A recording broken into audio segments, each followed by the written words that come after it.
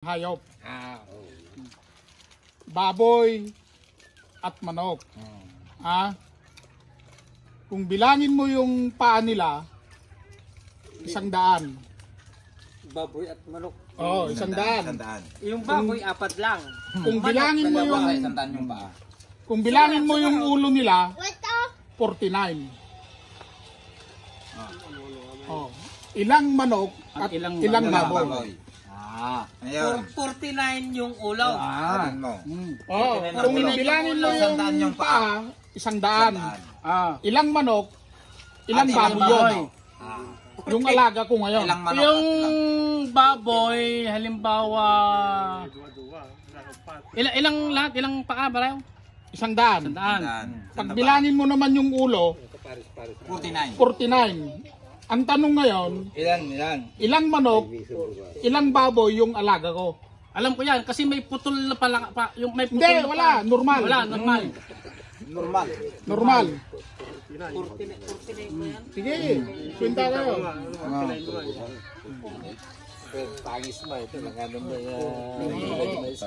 Ako may sagot. Sige. Mathematics yan. Sabihin nyo lang, sirit lang pag gano'n. Kulang na yung isa eh. Hindi. Ha? Ibig sabihin yung isa, Kurang may isa. hindi, yung isa nakataas yung isa. Na paanong manok. Pwede rin. Kwenta nyo na ngayon yan. Pwede rin. Buti baka may alaga na siyang gansaw. Kasi Hindi, baboy manok pag lang yun. natutulog Baboy manok.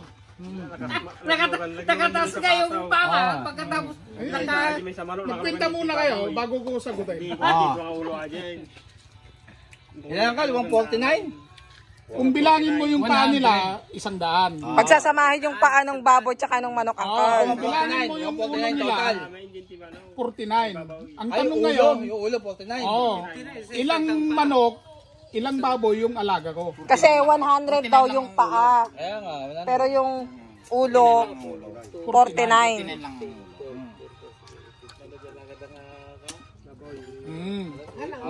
Yung 10 baboy, 40 na ang paa.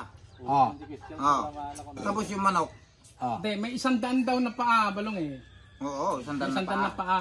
Pero yung ulo, 49. 49 lang. So ilang baboy at ano? Hindi, Ilang manok yun? Ilang baboy at manok?